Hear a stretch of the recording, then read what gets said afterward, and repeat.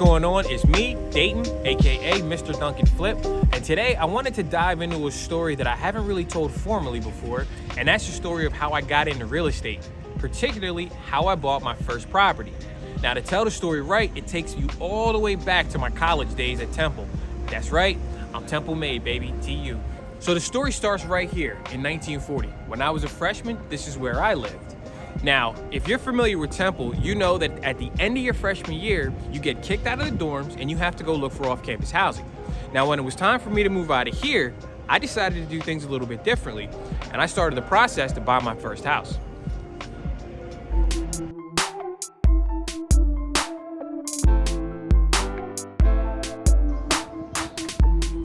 What's going on, people? So right now we're standing on Grant Street, which is a half a block behind 18th and Norris, and this is where I bought my first property. Rather than rent, I did something that people refer to as house hacking. House hacking is basically when you rent out a portion of your primary residence to offset your living expenses, either your mortgage or your rent. So this is the house that I bought. It's a 4-bedroom. I lived in one of the rooms and I rented out the other 3 to friends. So I was able to bring in rental income, which paid for my mortgage, and I also had extra money to live with. I was 19 and a sophomore in college. So it is very possible to do if you know how and do it the right way.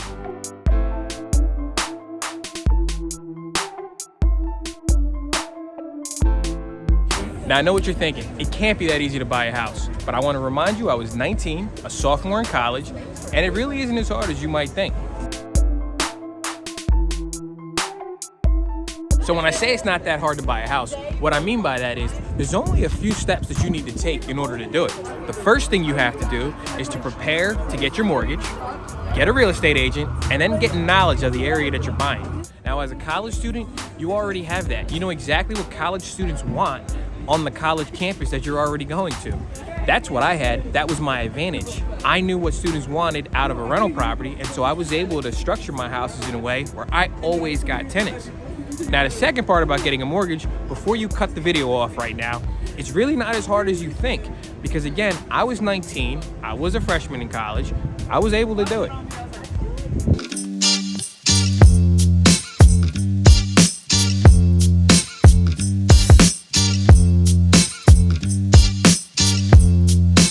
So in order to qualify for a mortgage, the bank is going to look for certain criteria. Now, the good thing about the Philadelphia market is that the price points are pretty low. So that means with a lower price point, you get a lower mortgage and a lower down payment, which translates to an easier time getting you approved. So my house out there on Grant Street was only $72,000. Now what that means is I had a pretty low mortgage and I had a very low down payment in order to get in. As a student, that benefits me because my income was pretty low at the time, but it was still big enough to qualify for that mortgage. And if you're in a market such as Philadelphia, you have the same advantage. Price points are very low and they will be inviting for new investors to get in. It's not gonna keep you out like some of the bigger markets like a New York or California. So if you stick around, I'm gonna now break down the numbers.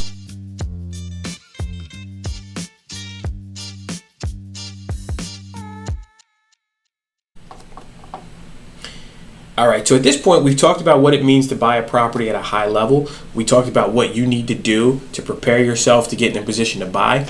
Now, at this part of the video, I want to break down the numbers, the behind-the-scenes numbers that you're going to encounter as a person buying a property, what it costs, what it makes, what it earns, how you need to juggle all of these numbers and metrics. So specifically, I'm going to talk about the numbers on this house and let you see what I was dealing with and how I went about it. So for starters, when you begin the process, first you got to find the property. And so for this house, I did what most investors do. I find most of my properties on the MLS system.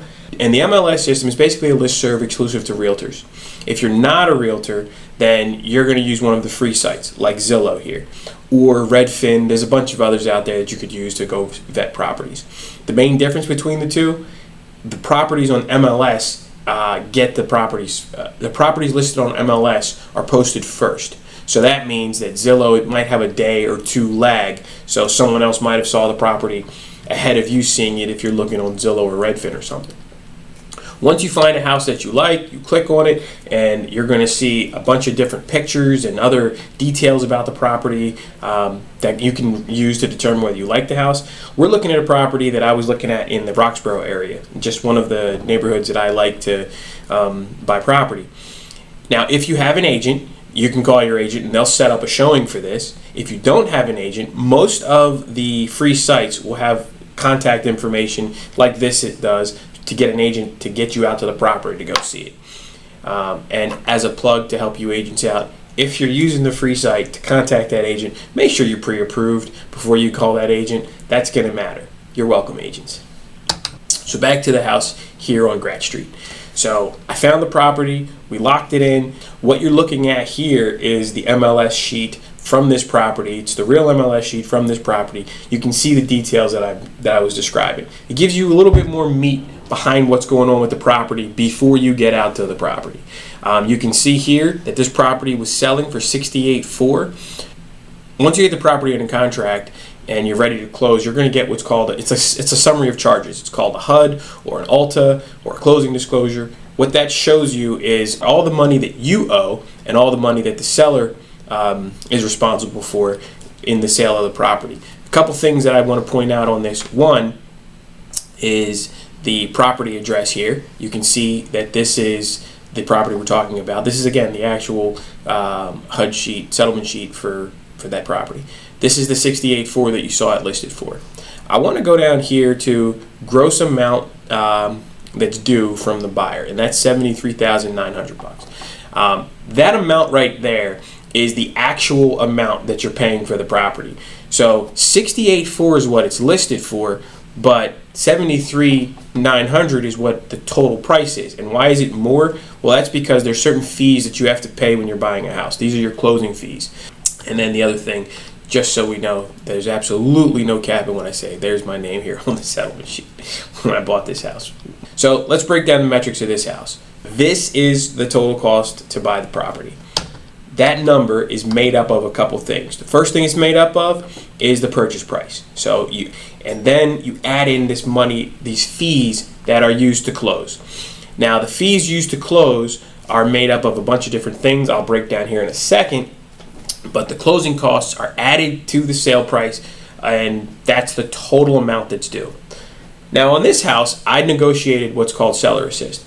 Seller assist is essentially money that the seller will move over to you, give you, to help you purchase the property. So instead of paying, $73,900, the cost to me is a little bit less. You subtract the $3,600 that they gave me in assistance, and it ends up being where I only owe $70,000. If you look on the closing statement, you'll see the seller assist gets moved over, and that's how that applies. One of the biggest contributions when we're talking about purchasing a property, that helps you understand kind of the total amount it takes to buy a house. But what do you need to pay? You don't actually pay $70,000. The bank is actually going to pay really the majority of that amount, and you're only going to pay a small amount. Depending on your loan, the type of loan that you get, you could end up paying 5%, 10%, 3%, 20%. Basically, every type of loan, every bank has their own rules and their own requirements for you to get the money to buy the property. For example, if it's $70,000, the bank could say, hey, I want you to pay $10,000 and we'll pay $60,000. Or the bank could say, I want you to pay half, $35,000, and I'll pay half, $35,000. The bank can decide what their rules are, and you can decide if you like those terms or not. There are some regularly structured loans with set percentages, but ultimately it's up to the bank to decide how much they want to charge you. Bank and the government, but that's all another.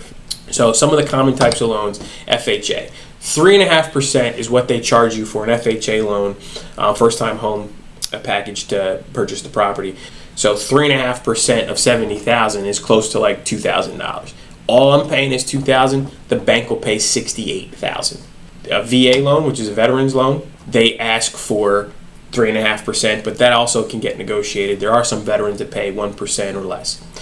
The typical loan that most people get is a conventional loan. A conventional loan is probably the most common loan folks will do, and it's 5%. So 5% of the sale price is what you owe, and then the rest ends up being paid by the bank. An investment loan, This is when you start to get into owning more than one property. So in my case, when I'm buying houses and I get a loan, I have to pay a larger down payment. And it makes sense if you think about it, because I don't live in the house. So I would be more likely to let that bill go to shit than someone who lives in the house because they care about where they live. So going back to the metrics to help you understand this a little bit deeper. The total cost of this property was $73,900. The sale price was $68,400.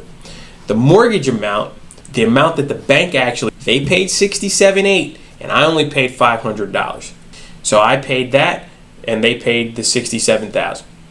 Remember the closing costs? You are responsible for closing costs as well. So if you break this down and you look at the numbers that I owed versus what they owed, you can see that they paid this, I'm responsible for everything else. So everything else ends up costing $6,040. All I have to pay is $6,040. So remember that total of $73,000. I am only responsible for $6,000. So I can buy this house for only $6,000, which is exactly what happened. But remember also, the seller ended up giving me seller assist. So if you subtract the seller assist from what it is that I had to pay, the only thing I actually had to pay was $2,000, $2,300 to be exact, which is really cool. Buying a house for only $2,000 out of pocket. I mean, my God, you can't buy a '91 Honda Civic for that.